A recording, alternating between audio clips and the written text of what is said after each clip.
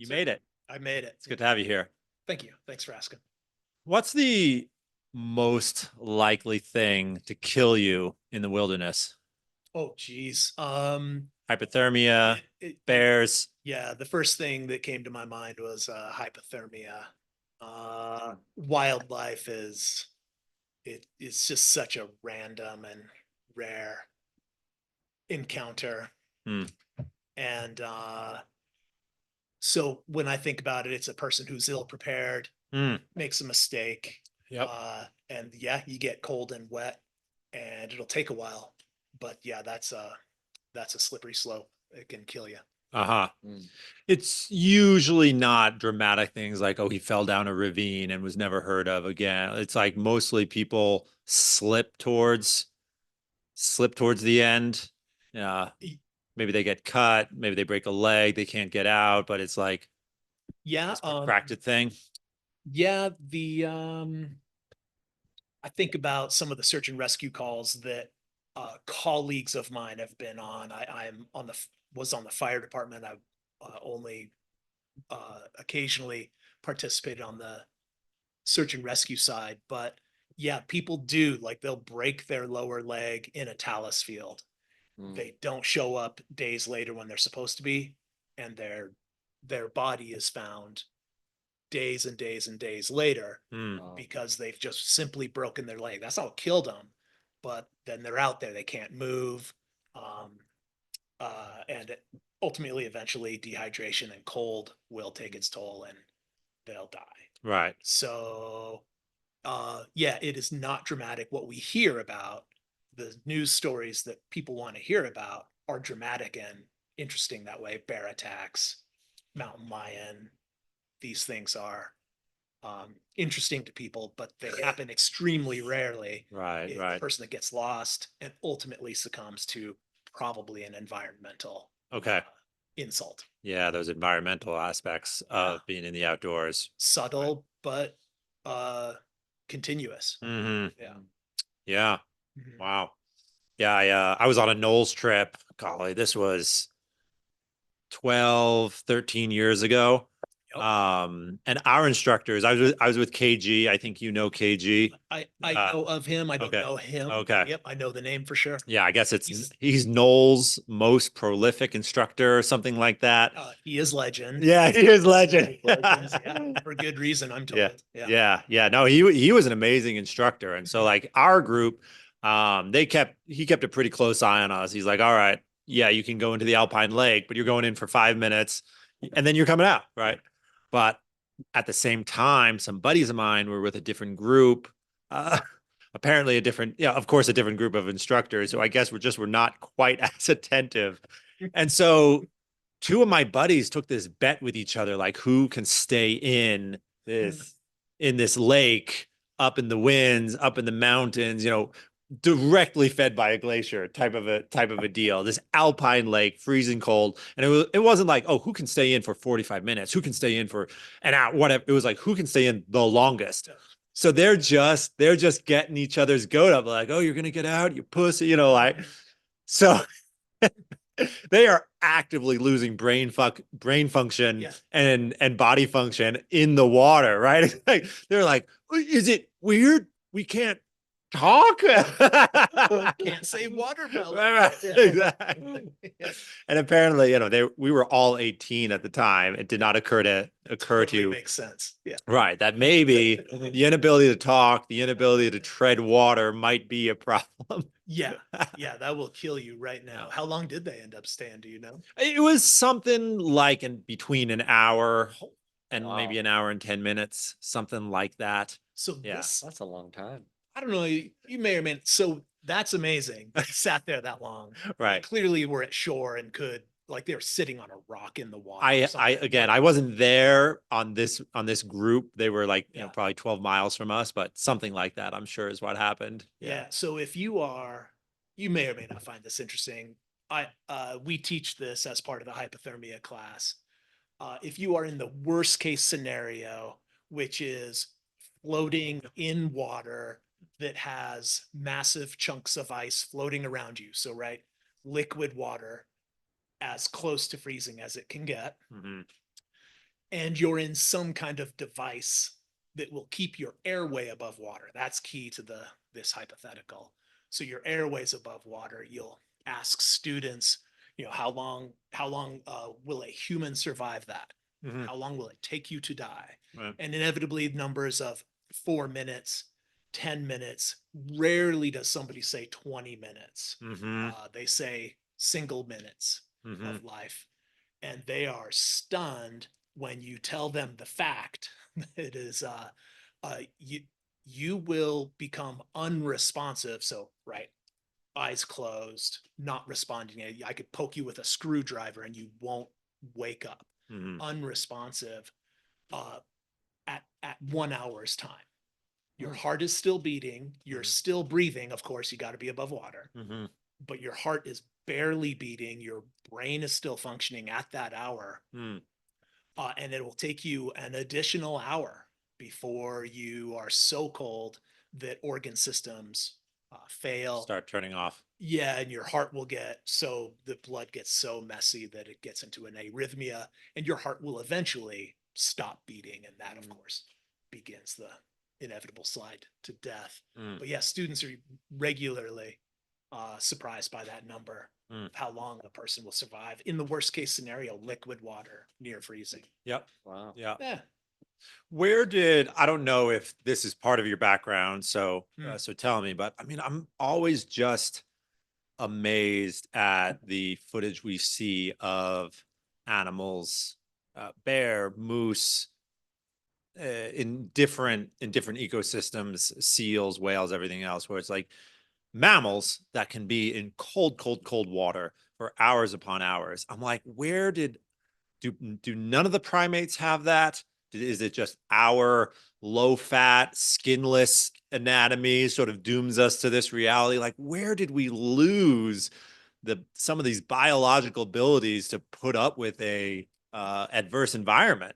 Are we just hot weather primates? Maybe that's really the answer. Yeah, I mean, you look at the genetic pathway that people have pieced together for where humans came from, right? Mm. It was that hot Sahara moving along the um, ocean boundaries. Mm. And to answer your question, no, this is not part of my background.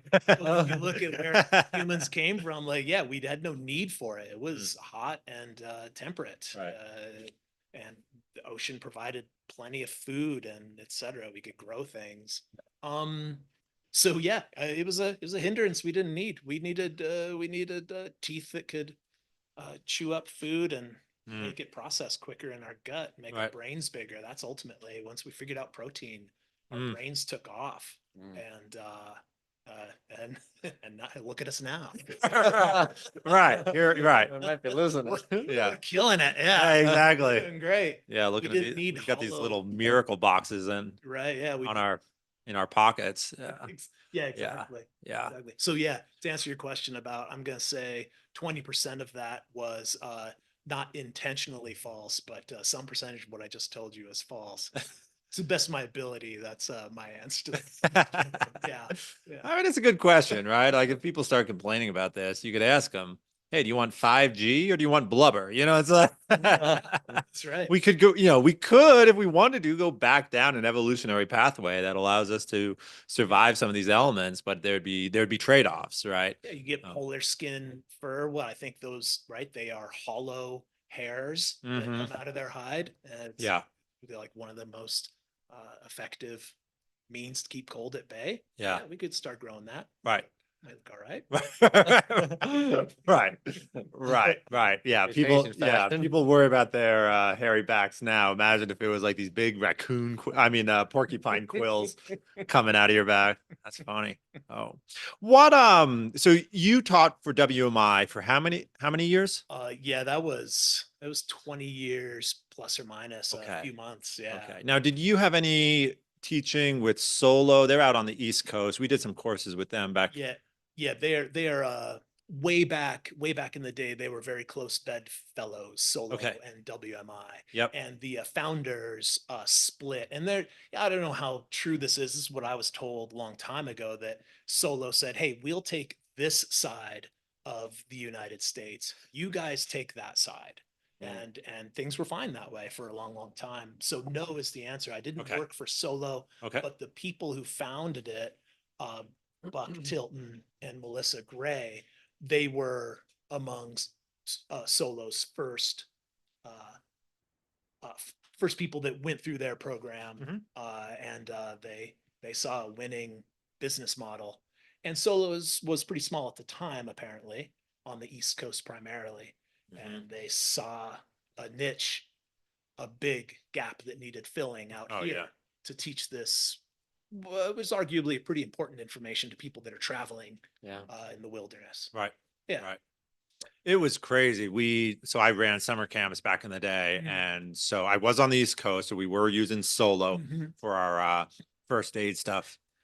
And one year, maybe I hadn't found them yet, something like that. Anyway, we hired these contractors to teach us some emergency medicine. And I'm not even going to name them because it was just so laughable. Yeah. Yeah, it was like, oh, here's maybe what you should do with CPR. They had a PowerPoint presentation. There was no hands-on skills learning. I Yeah. mean, it was just one of those one of those courses where you think this was designed to meet certain corporate requirements so that an insurance company can't jump down your throat about anything, Yeah. but what actual learning is going on. And then the next year we use Solo, which has that skills based, scenario driven, hands on learning experience model, and Exactly. the outcomes were just so amazingly better, as it would be obvious to anyone who Yeah. went through that. No shock there. Yeah. Yeah. And so I just walked away seeing how those courses were taught, where it's like, we're going to give you brain content, and then we're going to give you hand skills, back to brain content, back to the hand skills. And that bouncing back and forth is just such a powerful way to drive it into someone's knowledge base. Yeah, it's true. Almost any person can. It seemed like any person, regardless how they are wired, how they learned, in Mhm. what way did they learn best. It didn't matter. It seemed like you tell them about the stuff, have them go do the stuff, and then have them tell you about the stuff they just did. Mhm. I think just about any human brain is gonna really suck that information up. Mhm. It seems to be a really effective way to get information across. Doesn't work for everybody, Mhm. but it's pretty effective. Yeah. By and large, yeah. Oh gosh, for sure. Yeah. And so you said, so Mhm. you were working on a fire crew. Oh gosh. How did you end Oh up? How yeah. did you end up at WMI? That's kind of Yeah. I'm curious. Yeah. So I was a gosh, trying to go how far back. So my wife Jennifer and I, girlfriend at the time, moved down to Tucson, Arizona, young kids, uh, and I post college, Hmm. and I was trying to find where I was going to end up in the medical field. I felt like I wanted to be in the medical field. Jennifer started working for a well-known, currently well-known and well-established outdoor company. No surprise there. She Yep. was a buyer for that company down there. The Summit Hut. Uh-huh. Shout out to the Summit Hut there. Summit Hut. Yeah. Summit Hut. Yeah, been around forever. Great people, great company. And I was trying to, like I said, figure out what that's going to do. Hmm. And eventually, I was working in a hospital, nothing glamorous there. Eventually, that hospital offered an EMT training, Hmm. dirt cheap. Um, uh, Went through that program, kind of, typical nighttime, how whatever nighttime hours. Finished that, started working as an EMT. That company that I was working for had a fire academy that was going to start. They were going to be running, Hmm. and they set seats aside for people that are already in the company. And I did not grow up wanting to be a firefighter, but it landed in my lap. And at that point, I was just saying yes to opportunities, because at this point, all of my plans had not really worked the way I thought they were going to work. I was applying for schools, Yep. applying for post grad stuff, and trying to find my way into this world. And no doors were opening. These doors were. Yep. And so pre-hospital medicine just became uh, what I started doing. So I got on fire department in Tucson. That job was fantastic. Did it for 5 years. Okay. Was an instructor, mostly an assistant instructor by the end of it. And the only reason is because I'm pretty good at algebra. And when you have to teach how a pump works and how much pressure to send down a hose line, there's a tiny bit of math that you need to do so that you don't, blow things up or starve the pump of the incoming pressure, blah, blah, blah. There's a whole thing. And that's a class that you have to teach or that you have to go through. Yeah. And I knocked that stuff out. Right. That, easily. yeah. So they're like, you teach this stuff. Okay. You learned this in 8th grade, right? Yeah, right. This is not hard stuff. No, you teach that. Okay, Right. I'll teach that. Anyway, that's how I was on the fire service. We moved to Wyoming because I don't know if you know this, Tucson is hot. Yeah. It's really hot down there. And we had really good jobs, but I knew when we moved there we weren't going to stay. It was good while we were there for sure. Like bought our first house, got married while we were down, well, not down there, but we were there long enough. But anyway, we relocated and tried to find another place to be. Colorado was on the docket for a while. Yeah. I was interviewing for departments there. And again, those doors weren't opening in Colorado, but a friend of mine that was running the Wild Iris, shout out to the store here, the Wild Iris. Yeah. He was ready to be done with that. Jennifer had everything you need to run that place. And they recruited her to come up and do that. And because I'm a smart person, I followed Jennifer again here, and it worked out well. What I realized your question now was, how did I find out? So I'm working like 5, 6, 7 different jobs that year, just piecing stuff together. Wow. Some jobs lasted a few months. Some jobs lasted whatever. Like it just had several jobs in one year. And a friend at a party just offhandedly said, "Hey, have you heard of this company, WMI, that's relocating here?" It's like, "No, I have no idea what you're talking about." And she said, "You should go check it out. It's like right up your alley." And indeed it was, like, pre-hospital medicine taught to people who travel deep in the outdoors. I have a little bit of experience in both those things. And sure enough, I went down to Colorado where they were based for a long time, Pitkin, Colorado. Took essentially their instructor training course. And was hired, and I was teaching a course. This is a long time ago, but it felt like just a week later I was teaching my first course. A couple weeks after that, I was teaching an EMT with a couple of guys down in Colorado, and then it just kind of took off 20 years later. Yeah. Right. Yeah. That's how I started working for him. Wow. Yeah. Kind of a long answer. No, that's great. Yeah. But that's kind of how it came about. Well, that's Lander. I mean, no one just is in Lander because, well, I found myself in Lander, right? All of these job opportunities. Everyone sort of follows some breadcrumbs to Lander, right? Like they keep making decisions that lead them there. Well, what you might not know is like I almost grew up in Wyoming. You got to be careful if you say you grew up in Wyoming. Sure. I don't have dead grandparents here. Right. You got to have a lot of dead grandparents to say that you grew up in Wyoming. I don't have that. But, my parents moved us here in the 70s. So I was a little kid in Casper. And what I know is that it's exceedingly difficult to come back to Wyoming to start a life, to put down roots, because the job opportunities outside of some of the good jobs we do have in the energy and extraction industries, those are there if you want those jobs usually. But other than that, like it's not easy to return to Wyoming and start, your adult life. It's possible, obviously, but it's not easy. Yeah. So we pulled it off. We were psyched we did. My parents were still in Casper at the time. Oh, okay. Yep. And that was another Several, draw. yeah, several factors. That was one of them for sure. And they were older but healthy Hmm. still. So we got to spend like just a great amount of quality time. And then when that changed, when they were no longer healthy, we were just a couple hours away, and that was just super important and really I'm glad it worked out that way. Yeah. Yeah. Yeah.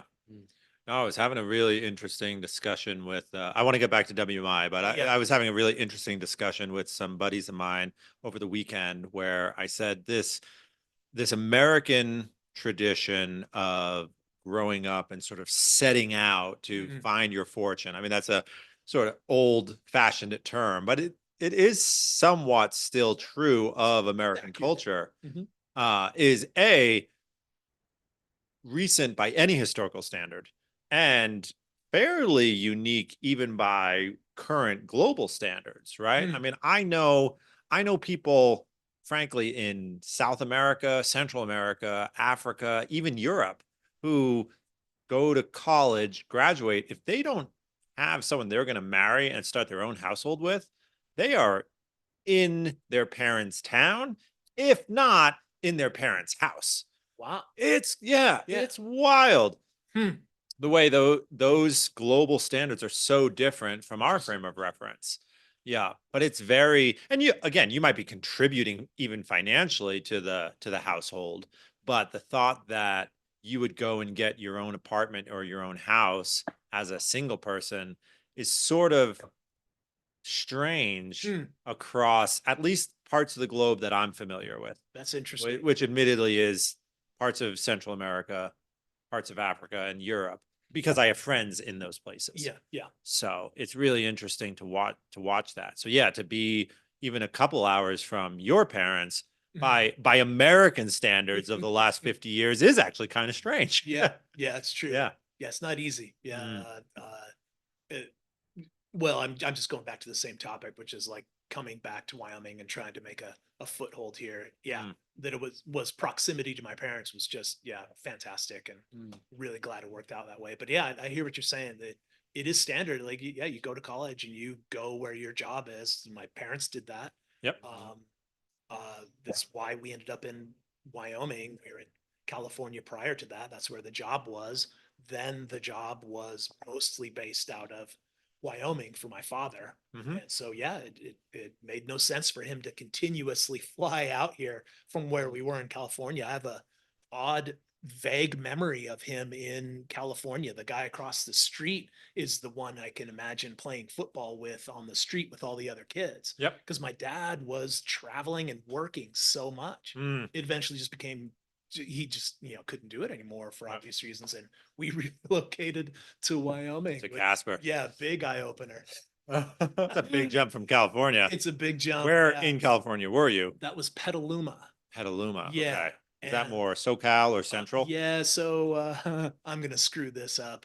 It is a what do they call it? A bedroom Yep. community Hmm. for the believe it or not for the Bay Area Yeah. these days. But it's Yep. a tremendous commute into the Bay Area. It's Mm. hours away. Yeah. But they consider it a bedroom community to the Santa Rosa area. Okay. Sure. Don't quote me on that, even though this is going out live. It's been a long time since I've been in that region. But Right. You didn't have your license at the time. yeah, Yeah. that's Yeah. exactly. I was a little kid. Right. Uh, really quickly, we drove out in the uh, station wagon. Yep. I was like a second grader. My sister was junior high school Sure. age, Yep. and brother and brother. And we're all sacked out. We're on the interstate. The dad pulled over for fuel at, let's say Rock Springs, I think it was. Maybe it was Rollins. And it's super late at night. Uh, my sister woke up and my dad saw that she had woken up and was looking around. I don't know if you've been in the middle of the night at a gas station off the interstate in the In Rock region Springs. of Wyoming, but it's a sight to behold. And my sister's looking around and my dad goes, "We're here." And my sister just started bawling. Oh, no. Just devastated that Mhm. this is where we had relocated to. Right. Oh, yeah. no, I don't want to insult anybody in that region, but it's a rough place on the interstate there. Casper. Oh yeah, it's super dicey. It's a tough, it just doesn't look great. It's a barren, windswept area. I know there's some beauty out there too. I know that for a fact. Hmm. But man, off the interstate at a gas station, that ain't it. Right. No. No. Oh man, I was talking to guys who lived out there, and this was like in the 70s. And the stories they told you, I mean, just was like, are you like, how did anyone survive? Right. You know what I mean? Like, how did you not die? You Right. woke up 2 days later. Right, exactly. Yeah. Exactly. Yeah. Right. Who threw themselves on your car? Like, what were yeah, like, yeah, no, it was wild stuff. And actually, even if you go there today, I remember a friend of mine like wanted to meet somebody down there. Mhm. Like they were going on a date with some, it was like one, it was like this, it was this crazy story. Anyway, so she's like, I don't have a ride. And my buddy and I were like, well, we're not going to just let you borrow someone else's car and go and meet this guy in Rock Springs by yourself. So like, by golly, we're going to take you and we're going to meet him and make sure.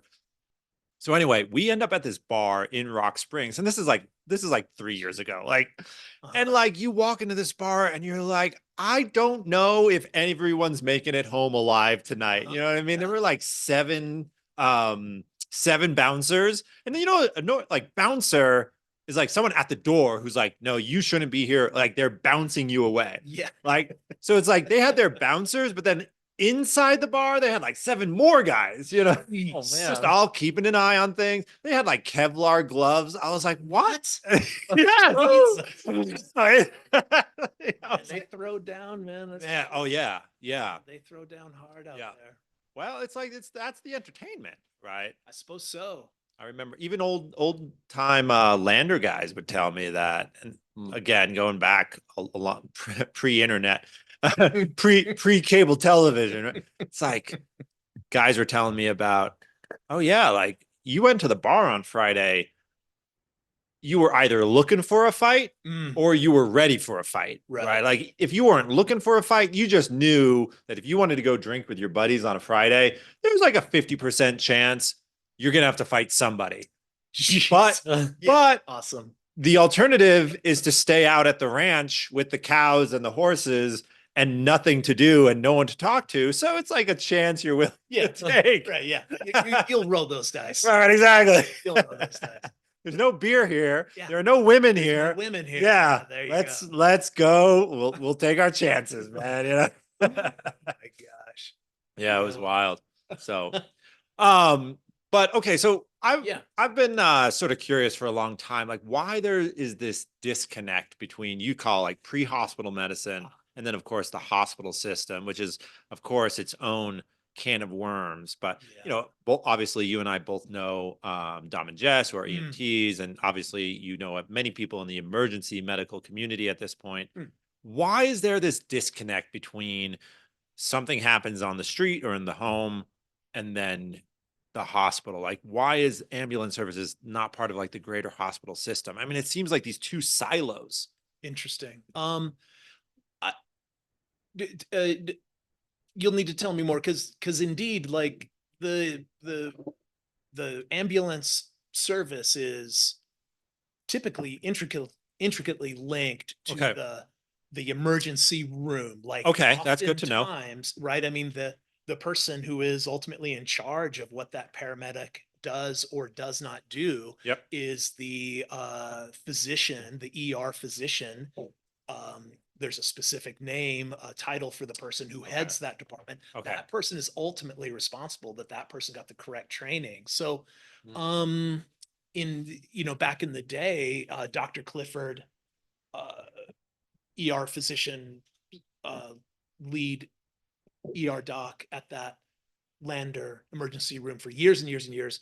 You would see him at the barn, the EMS facilities, teaching cardiac, advanced cardiac life support. Talking about the drugs that need to be given at a certain sequence at a certain time. He would be sitting there, in his green scrubs, just off work, maybe doing a in service for the medic or the intermediate. That's really good to know.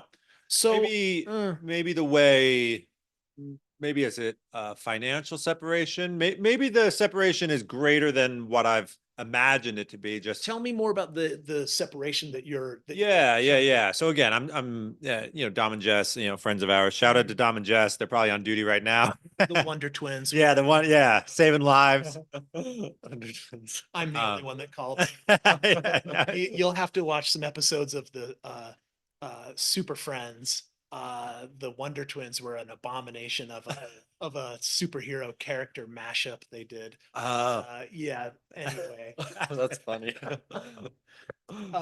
yeah, you were saying that. What I've gathered from my conversations with them, and I hope I've gathered it correctly, Mm. is that emergency ambulance services are provided by a different company than the hospital. Yeah. Yes. The care is a handoff, right? So the Yeah. paramedic and EMTs show up, get you into the vehicle, take you to the facility, but then they hand you off. There may be a time when you walk in, answer questions, those emergency personnel talk to you as a paramedic. Again, Mhm. that's good communication. But in terms of continuity of care, it's an entire separate piece. Ye- And then of course Yeah. the financial separation, right? Yeah. Yeah. So, oh, geez. Um, yeah, this topic's going to be dull and boring for your listeners because there is a for-profit way to run an EMS system, Okay. and this EMS system in Lander has gone through all iterations. It used to be funded through the state. It was mostly volunteer. Mm-hmm. Again, this is 20 odd years ago. Yep. Mostly volunteer and intermediate and EMTs only, and those are less expensive. Paramedics are quite expensive Sure. to generate and train. Mm-hmm. So the budget was quite different. And then AMR, Yep. a for-profit company, Mm. tried to come in and make the system work. Didn't. I don't know why it didn't work. They couldn't keep the paramedics. They couldn't keep personnel. They sold it at some discount to another company, which I believe is what Jess, the Wonder Twins, are working for now. Mm-hmm. I am so out of my depth at this point, Okay. how that system works now. Ah. I can't tell you any more about their work reality Mm-hmm. other than those two are rock stars, and I can speak personally to their abilities, to include a person that we know well that they literally saved. And it was critical that this person was saved, like was not breathing. They got him breathing again, and it was an extremely important person that they got breathing again. Mm-hmm. So their skills are uh, not the point we're talking about here. Once they get to the hospital, yeah, there's just such a different route of care that happens. Yeah. Our job is just stabilize that person and get them to the hospital so Okay. that further interventions can be made, right? So imaging, medications, just more in-depth Hmm. hospital level treatment can occur. So there's disconnect there, but I don't know if I'd use the word disconnect. It's just Okay. such a different level of care. Yeah. Yeah. Right. Sort of like between your house or the street, we need you to not die. Yeah. And then once you get to the hospital, we can think about getting you better. Yeah. Yeah, exactly. And yeah, for any kind of emergency level, someone's sliced open their leg while dressing the deer. These things happen, Mm. right? Rarely, but these weird things happen. You're bleeding heavily. Yeah, we just need to stop that bleeding, get some fluids into you so you'll last for the half an hour trip to the hospital. Right. Once you're there, yeah, that doc has to stitch up your femoral artery that you just nicked, right? We can't do that out here. Yeah. Do that in the hospital. And then there's the whole, yeah, I've let my diabetes go for the last 2 months because I can't afford the medications, or the people that are checking in on me are no longer checking in on me. And so this chronic disease I have is now out of control. Yeah. Yeah, we can't do anything for you out here. We have got to get so much lab work done before they can start initiating treatment for that kind of diabetic emergency that, yeah, you're not going to die right now, but we have to do it in the hospital. Mm. Can't do anything for you out here in your living room. In your living room. In your living room. Yeah. So I don't know if I'm answering your question, but that's Okay, but two it's cents. ultimately the goals are somewhat separate, right? I mean, one is stabilization, and Yeah, then one is amelioration, right? Like we exactly. want you to get better. Now we're here Uh, to fix you. Yeah, yeah, yeah. yeah, Ideally fix the underlying problem. right, right. Yeah, the emergency room physician may have a different take Yeah, yeah, yeah. on what we're. The tow truck ain't the body shop, sister. You know, so yeah, it's like That's a good one. I haven't heard that. I like that. I like that one. Oh, wow. Now, so and just to help me, Mm, WMI used to be sort of a branch underneath Knowles, yeah, the National Outdoor Leadership School, yeah. and they have separated and gone separate ways. No, no, Not quite. no, no, they are still married as far as I know. Again, I don't work for them now, but Okay.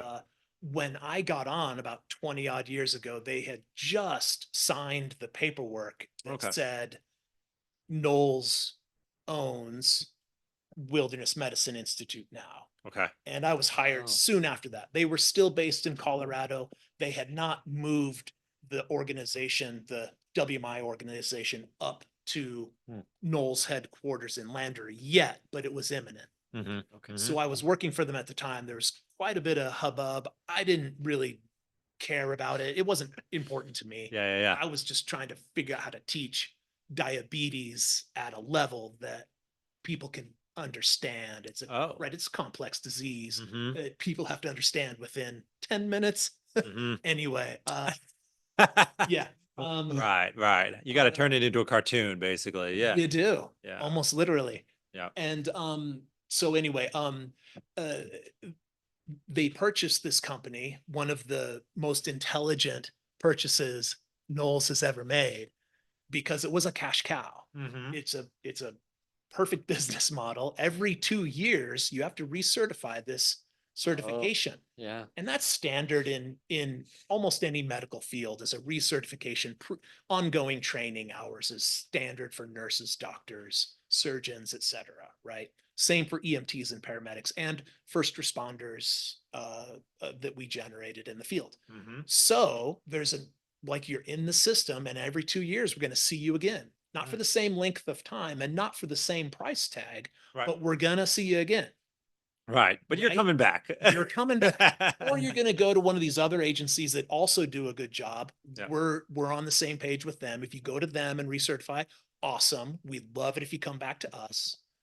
If you Right. don't, it doesn't matter. You can recertify in other places. But anyway, Sure. so But it's a great yeah. business model. Yep. And they had to say no. Like Melissa was saying no to contracts because the volume was so much, the capacity to teach it wasn't quite there yet. Mm-hmm. That was part, and I'm speaking out. I don't know the whole business rigmarole, but Right. I know that the capacity to teach the stuff that everybody wanted us to teach, the demand was so much that they needed a bigger organization to help with that.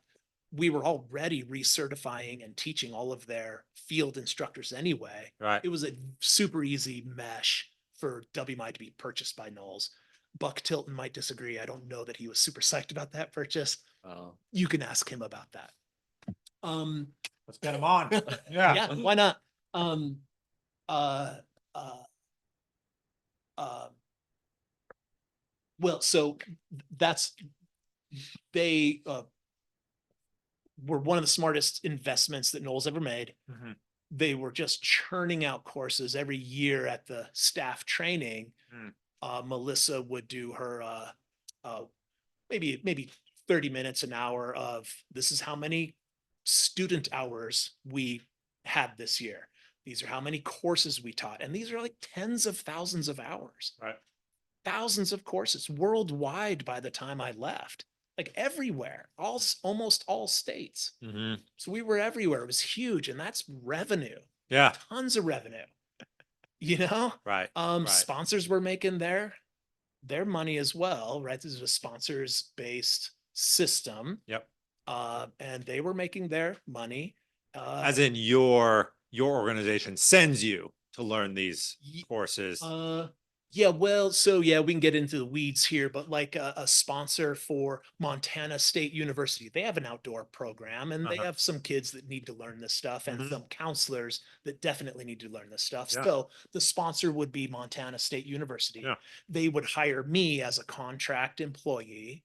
I was a contract employee of Knowles. Yep. I would go up there with another instructor, uh, teach that 10-day course. Hmm.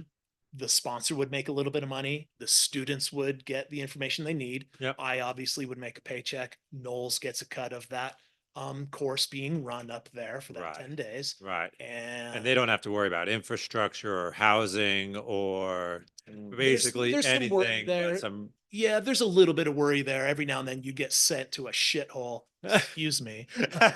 You get sent to some just dump cockroaches and bed bugs and this is the instructor housing for 10 days. Oh, There was occasionally that kind of sponsor that would really cut corners. Right. And so they had to keep their thumb on that. Like you Right. needed to be a good sponsor. So Knowles had some responsibility to make sure that that sponsor was actually doing what they should. So Sure. there was some investment there. Sure. They didn't have to, right? They didn't have to come up with it. They Yeah. just had to say, hey, these are the requirements. Yep. Make that happen. Hopefully it's not too expensive for you Mhm. because it's going to come out of your end, not our end. Sure. Great business model. One of the best investments Knowles ever made. And to this day, they're still married. And I think you could find some other people in this town, to include myself, that say that WMI has been paying a lot of bills for that organization for Right. quite a while. Yeah. Yeah, it's extremely extremely good business model. Right. Right. Yeah. Yeah. Yeah, Tom, what can we do that people have to come back to us every couple of years and research, you know? Mhm. I'll start thinking. Right, exactly. Yeah, let's put our thinking caps on. Yeah. Man, it was crazy when the subscription model just took off. I remember it so distinctly because I was doing some like marketing courses. This was while I was doing admissions work. So my boss wanted me to do some marketing. And so I took this marketing course and it was really good. It was great. And then he's like, all right, great. Go do another one. And I was getting on the website of this, this distance university. And it was like before you paid whatever it was, $600, $1,400, whatever the price was, but you bought a course Yeah. the way you bought a book from a library. Totally. And then I remember the day I got back on and it said like, oh, unlimited access to all courses for 120 days, this much a month, right? And it was so obvious that they just wanted people to sign up Yeah. and just start paying. Yeah. And that change in models was so distinct, so sharp, and so thorough, right? I mean, what can you It's a great get business. today? It's Yeah. fantastic. Yeah. Yeah. I mean, what happened? Like this was probably like 8, 9 years ago. Planet Fitness had this big data corruption problem. And so they lost subscriptions for like 14,000 Oh, customers. geez. Right. So all of a sudden they're not getting their $9 a month from all these people. So Yeah. they're calling people up like, hey, you got to come back. Like you got to sign up for your subscription again. And all these people were saying like, "Oh, I don't go to the gym. I've got too busy. I'm not signing back up. Not gonna, yeah. Right, exactly. And Planet Fitness was tearing its hair out because this easy money, people who never showed up, so they didn't Yeah. have any wear and tear on your equipment. Yeah. They never caused problems. Yeah. They never created any sort of issue for you except where do we put the money they're paying? Exactly. $9.99 a month. Yeah. And it's $10 a month. I have lost track of that 2 years ago. Right. Yeah. Mhm. As the person. Yeah. Yeah. That's Oh, it's so wild. funny you mentioned that because they actually built their whole model around people that don't go to the gym. Exactly. So they market to the 95% of people that want to go to the gym but never make it there. Yeah. And then they purposely don't put machines in there that would actually bring gym goers to the gym. Oh Mhm. my gosh. Yeah. And then they actually make it so I heard someone talk about it. He was like, he actually made a business like to help like local gyms like bootstrap, startup, all that sort of Mm. thing. And so he studied Planet Fitness really well because like, what are they doing here? And it's working really well. And so they essentially, yeah, they come in cycles. So like they'll sign up for like 3 to 6 months, realize they're not going to the gym. Then they'll sign off Yeah. and there's no cancellation fee. Yeah. There's no sign up fee. And so they're like, they'll call them back up. Hey, it's New Year's. You should get back over here. Sign them back up. They never come, Yeah, but they pay awesome. for the time. And yeah, it just, So good. they say they probably go through the same population like 5 times every 2 years. Same Is it- people that come in and go out, but never actually come to the And gym. they're still knocking it out. They're still like it's the Planet Fitness is still a thing. On the Like, far East, as I on know, the yeah. East Coast, it's big. yeah. I don't, I Yeah. can't speak to the West Coast, but even in Utah, where I've got family, I see Planet Fitnesses Okay. down there. But on the East up? Coast, oh yeah, I Yeah. see Planet Fitness everywhere. When I go home and visit family out there, Yeah. yeah, I don't see it as much. Oh, but then again, we're in Wyoming. We don't see much of anything. No, it's see a lot of antelope, see a lot of sagebrush. Yeah, you see a lot of sagebrush. Yeah, it's true. It's mostly wind and rattlesnakes out here. Yeah, that's I not know. my line. That's Todd. Yeah. Anyway. Yeah, wind and rattlesnakes. Mhm. All right. I think that's the name of the episode. Oh, yeah. Wind and that's- rattlesnakes. That's Todd Yeah. Skinner. That's the name of like this really great climb up Mhm. up at Wild Iris. So yeah, that is not my Yeah. original. No. All right. Shout out to Todd. Yeah, late great Todd. Yeah. Now, so you left that teaching. Was it to, you also do woodworking? Was it to focus more on the woodworking and some of the other interests that you have? So yeah, there were a tremendous there were a bunch of different factors that led to me leaving. Okay. Woodworking's You always gonna give us the juice? Like, what's the hot gossip?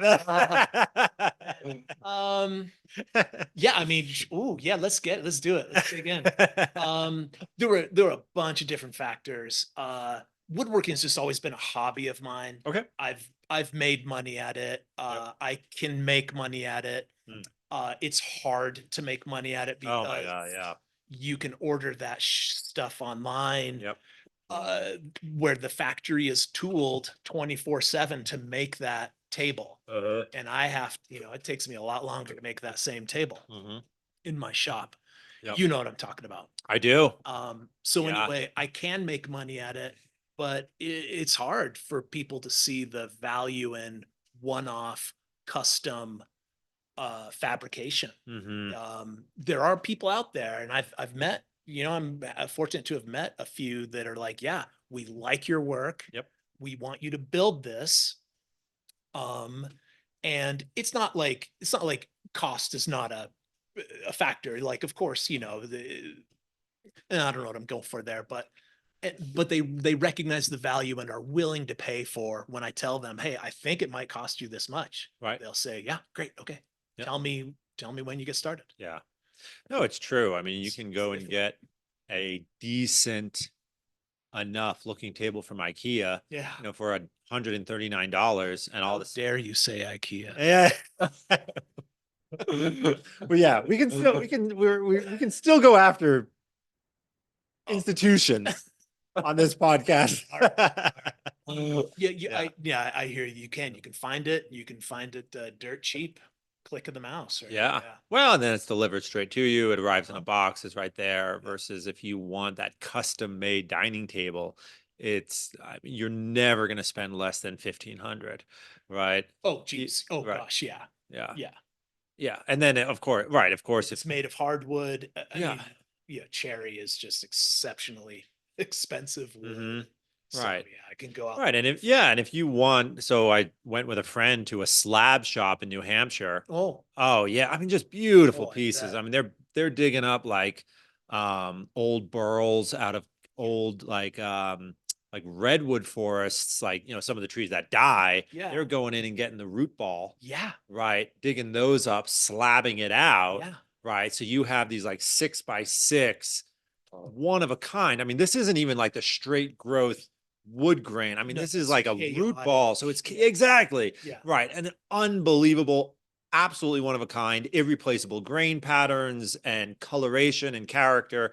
The slab itself is 1,500 before anyone has put their hand to it to start finishing and polishing. And You can add Yeah. a 0 to that. right. You go find walnut, add a 0 to that. If it's like the size of this space right here, Yeah. that's $15,000. Yeah. Easily. Yeah. Yeah. Yeah. Madness. Some of this old, right. Well, is it Well, madness? It's yeah. so irreplaceable. Maybe not the right word. but Yeah. Yeah, it's irreplaceable. It is unique. Right. Uh, Because these walnut trees don't exist anymore. no, You can't get 4 foot wide walnut slabs anymore. They just aren't like our society would have to collapse. And the walnut trees would need another 300 years to grow, right? exactly. Yeah. Yeah. I had one of the wisest thing I heard is like talking to another woodworker who's going to make a case for his. He's going to make something. I say, oh, what are you going to make that out of? He told me it was maybe alder or something, not terribly expensive. A cherry would look good in that. He goes, Yeah. I'm not a good enough woodworker to work with cherry. Mm. And I think there's some wisdom there. Like Right, those slabs you're talking Mm. about that are 1,500 off the rack. Mm. Yeah, I don't have the skills to turn that into something that is worthy of this The beautiful piece of investment? wood. Yeah. Yeah, maybe someday, but Right. not right now. I'm not going to drop that kind of money on that exquisite. I'm going to leave it to somebody who's a craftsman. I am not a craftsman. Yeah, I'm not a yet. I'm a Not yet. hobbyist. Yeah. Mm. Yeah. No, it's have you ever gotten we're getting into the weeds a little bit here, but it's worth it. Have you ever had a cherry heart attack? I don't know what that is. So cherry, at least with certain people, the cherry dust Oh, will lead to some really severe reactions, but it won't set on for 8, 10 hours. well, I've never heard of this. You've never heard of this? really Oh haven't. yeah. Okay. So a friend of mine, he was like maybe late 30s. I mean, young, healthy guy, putting in his cherry floor. So he's cutting, he's ripping a little bit, but he's also just chopping, Yeah. laying in this cherry floor. And then in the middle of the night, he woke up like unable to breathe and like with strictures across his chest. I mean, he thought he was going to die. And apparently it's the cherry dust. Yeah. And I have chopped I did a similar thing. I put in a cherry floor in my old house, and then the leftovers I had, I took it normally would sit like that. I put it on this end, not end grain like that, but on that end, Yep. and made a nice butcher block countertop Oh, okay. in a couple of locations. So I chopped You've chopped a some lot cherry. of Yeah. Holy cow, I had no idea. Well, maybe it's only certain people. I can tell you the same thing has happened to me. Like I Really? did a project in cherry probably when I was like 23. And I woke up in the middle of the night and thought I might have to go to the hospital. Like a same thing, like felt like I couldn't breathe, at least through my nose. My chest felt really tight. Like I don't have asthma, but from what people describe, Yeah. it felt like a severe asthma attack. Wow. And eventually it passed. Again, I was 23. I was probably just relying on youthful rebound. Yeah, for sure. But I mean, it was scary. Yeah. And it never happened before, never happened since. And the one thing was I had worked with cherry all afternoon. So, Jeez. yeah. Yeah, I mean, I've got dust collection and I do wear a mask, especially when I'm sanding. That's probably the difference maker. But yeah, I see these guys cutting walnut must have something really nasty in it. Cause anytime I'm watching these guys work, I'll watch YouTube videos of people putting together a super cool whatever in walnut. And anytime they're creating chips with whatever, any kind of saw almost, they've got masked up. and no doubt a filtration, a dust collection on their saw Yep. that they're using too. Mm. So there must be something in walnut that's also super not great for you. That might, very well could be. These days I get walnut- really bad eye irritations. Like that's new to me just last couple of years. The only thing that links up, like my eye will just look awful. like pink eye, kind of, yeah. Like even worse, like where it's a sty called a sty. Yep. It just looks gross. Eye is totally bloodshot. It's not contagious, but it looks like it is. It's disgusting. And the only time I get this is when I've spent a good amount of time in my shop, processing, doing whatever to wood. So that's what I'm getting these days. Yeah. If I'm not careful. I haven't gotten wood problems per se, but have you heard of warm board floors where it's like heated floors for your house? Sure. Totally. Yeah. So they make the holders as essentially like 3/4 inch OSB. Yeah. And they put like a small like aluminum coating on it to keep it smooth. Yep. So you drop your lines in. You snap line into it. Yeah. Yeah. So I was doing a job with a friend at my old job, and we are putting this through the house. and we didn't have the proper like equipment, so we were cutting that aluminum all day. I Yeah. got really bad aluminum poisoning Yeah. Really? because I learned about it through welders, because welders are really careful when they weld It aluminum. becomes, aerosol like in fumes though. Yeah, And even just the dust was getting you. yeah. Really? It like took me down for like a week, I think. Wow. Almost And exactly. it's that aluminum finish they put on the top of the boards. Yeah, it's Yeah. like a 16-inch thick, Okay. and it just wraps it all, so it's all nice and finished and smooth. Mhm. Strange. I I know, worked yeah. in a machine shop that was primarily aluminum fabrication. It must be like, well, it's getting sprayed with coolant the whole time, and so that keeps all Oh. that stuff down. But Hmm. Maybe. I've Yeah. never heard of that. Huh. Crazy. Huh. I heard welders have to be careful when they're doing too much. But Yeah, I that believe makes sense that. because it's actually melting and Yeah, and the fumes off any Yeah. of that stuff. I've done a little bit of welding, and I, like an idiot, just don't have the kind of air circulation I should have in the shop for that. And Hmm. remember coming into the house, just like, I feel like I have a bunch of steel dust in my lungs right now. Mhm. And Sure Yeah. enough, I probably do. Right. Crazy. Right. Yeah. Yeah, Yeah. just dumbass. Well, My you- trachea is full of like, Uh-huh. yes, yeah. Yeah. What is it, like steel wool? It's just like, Yeah, oh my God, exactly. I can't breathe. Jeez. Yeah. well, you don't really think about it. That's the thing. Like you're like, oh, dust, whatever. Yeah, I've never heard that about aluminum. Yeah. Really. Yeah. Yeah, And- I didn't really think it'd be an issue. I thought it was just welding. and So that I makes was sense. like, okay, I'll be okay because we're Right. doing I'll it be in the fine. I'm not garage, welding so- anything. Yeah. Oh, man. So now I know, Crazy. but No. Are you like a stickly furniture devotee on or craftsman style or Gosh, ooh, I don't know. oh, I don't know the essay. I do like that craftsman style, and I like, man, for a short period of time, I got really into that Japanese aesthetic mm, for outdoor spaces, mm-hmm. and they, God, just about anything Japanese is done at such. If it's a craftsman level build, it's off the charts, intricate and complex and exquisite at the end, Oh yeah. flaws and all. So I found myself really, for a short period of time, deep into that as much as a guy in Wyoming can.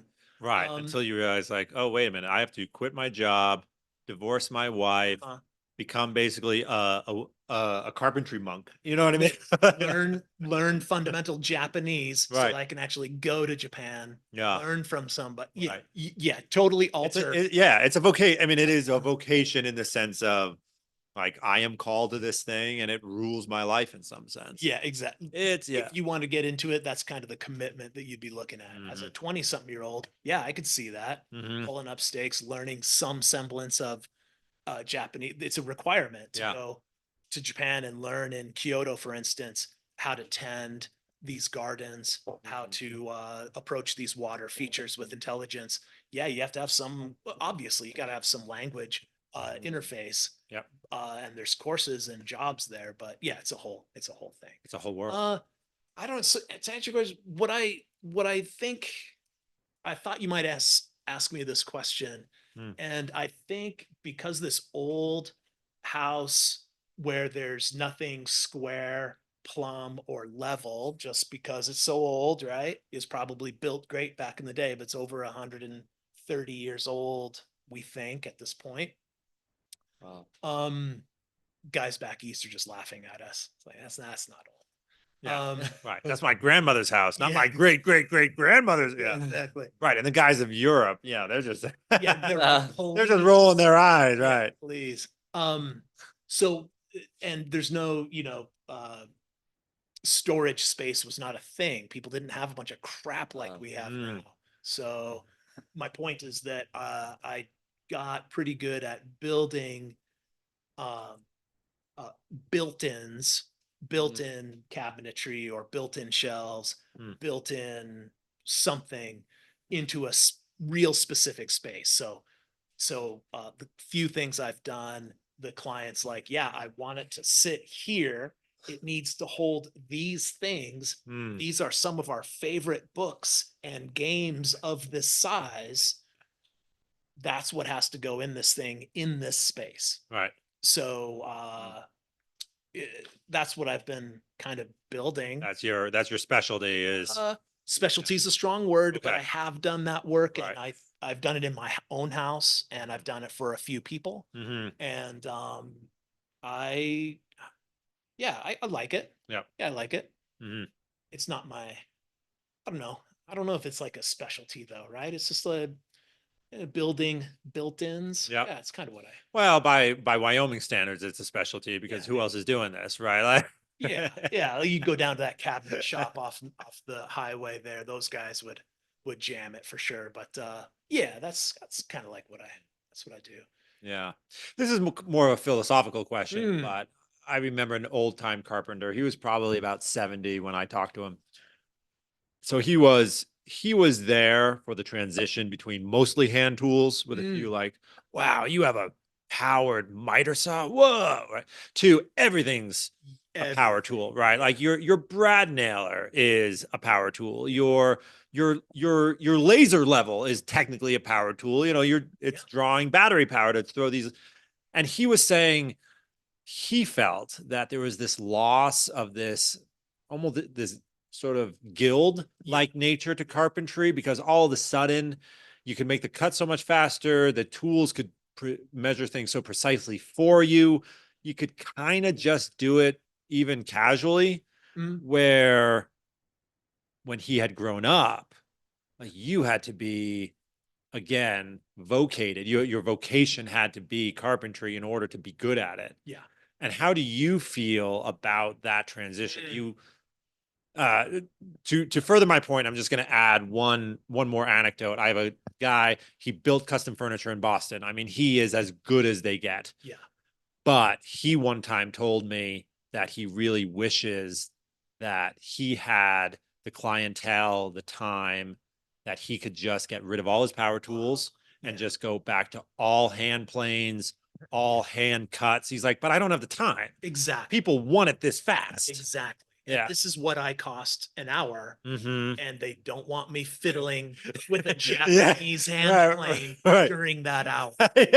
Yeah, right. My shop hours are at $82. Mm-hmm. You don't want me sharpening plane knives during that first hour, right? Sure. So yeah, totally hear what your friend is saying. Yeah, there is a bifurcation. Mhm. Again, I do like watching videos of guys making stuff. I always have. Yep. And it's a great way to learn for me. Yep. And there are people that are just hand specifically, that is like in their title of their webpage and in their videos, like hand tools only is Mhm. what they specialize in. And then yeah, there's the other side of it where that's an awesome miter station, and that saw, that table saw you're using with that sliding cross table from Europe that costs $60,000. Mhm. I bet you need that. I don't. I want it, but I don't need it. Yeah. No. Anyway, I kind of fall off. I don't have any problem with those guys using those really nice tools, getting those really nice finishes off that very nice powered jointer. Yeah. I know you can do it with a hand tool, but that's fine that they're doing that. I fall off when I see the guy, I see that person plug in a bunch of information to a computer, and then a CNC A CNC router goes and does it. some work. Now, I know there's a time and a place for that, but I'm not interested in that at all. Those guys can keep that channel over there. Mhm. I'd much rather watch some other tool do the work than that CNC thing. Mm-hmm.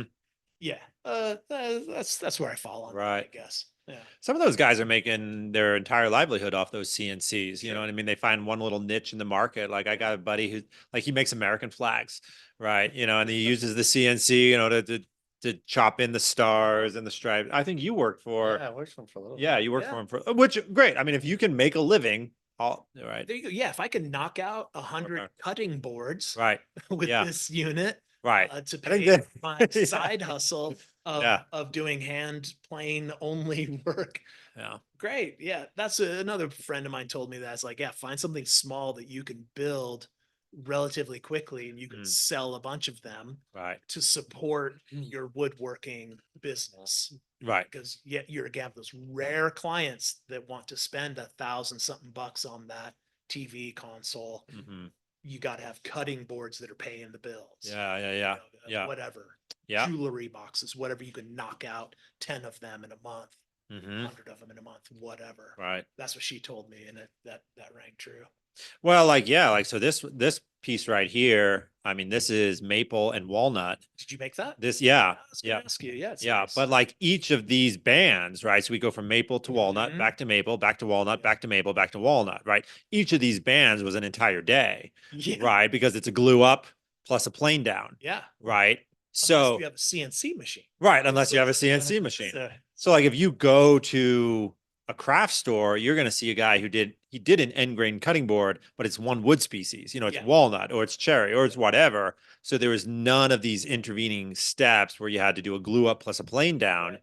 And he can knock out 30 in a week Exactly. because it's just chop them up, glue, turn them sideways, re-chop, re-glue, and you're done. They look good. Right, and they look good. They're sellable. Yeah, right. And they'll sell it for $200 a piece. Holy shit, 200. Yeah, This one's gonna be too expensive. Like if you put Oh, all yeah. your, right.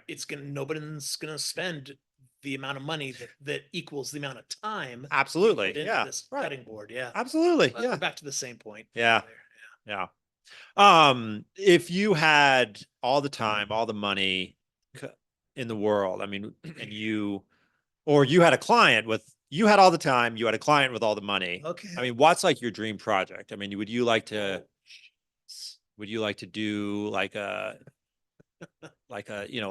library, like a gentleman's library, a Oh, gentleman's man. smoking lounge with like the vaulted ceiling, or like, what's your dream project? You're gonna be disappointed with this answer. It would be a ground up rebuild of a Volkswagen Synchro Vanagon Mm-hmm. with my brother. That'd be awesome. I'd rather do that. I Really? don't have the skills to build a smoking lounge for Right. some guy's basement. I don't have those abilities. Would I help someone do that Mm. for X amount of time? I sure would. Yeah. But I do not have the skills that you're describing. We were in a lawyer's office years ago, and they had the equivalent of a sophomore dorm room library, literally cinder blocks and pine boards for all of the library books Uh-huh. that they typically display. Uh-huh. And I was thinking to myself, like, this is atrocious. First of all, Right. can't believe we're paying this lawyer if they're going to display their one thing they are known for Yep. In this manner. Mm-hmm. Could I knock that project out? Yeah, I could make that look much, much nicer. All right. First of all, we're getting rid of all the cinder blocks, These are easy changes. Anything you do would be an upgrade from that. Could I pull off that level of detail? Yeah, I could. But when I think about something high end, my woodworking skills are not up to that task. But if money's not an object, yeah, if we already have all the tools and we have most of the skills. Yeah, I would tear down and rebuild. That'd be a lot of fun. A vehicle. Okay. Yeah. And that's what I turn would it do. into like a camper van type of deal. Yeah, so you may not know the lingo. I It's certainly don't. okay. It already is a camper van. It is Okay. a van. It's got all the kitchen. It's got a sink. It's got a pop top. Mm-hmm. It happens to be 4-wheel drive. That's the synchro part of it. They're rare species of Volkswagen van out there. They're super cool. Okay, so they're like the grandfather of the Sprinter van. Oh yeah, sprint vans can go Spiritual themselves. grandfather. Yeah, they are yeah. They're in the 80s and 90s era. Okay. These Volkswagen vans. Well, actually, Volkswagen was making them in the 60s when you think of that surf culture in California, those bay window vans that the whomever were hanging out in with their surfboards. Those things are tens of thousands, $60,000+ if they're in any kind of good condition. If they're in mint condition, they're 6 digits probably, these vans. Off the hook. So anyway, Yeah. there's these camper vans been around for a really, pretty long time. Yep. Sprinter, new to the party. Sure. Yeah. They look terrible. They look awful, but Ben, I So bet top they're heavy. comfy. I Right. bet they're super easy to drive. Right. Oh, I'm sure that. Doesn't have the same class though. Yeah. Oh my gosh, no. Yeah. Yeah.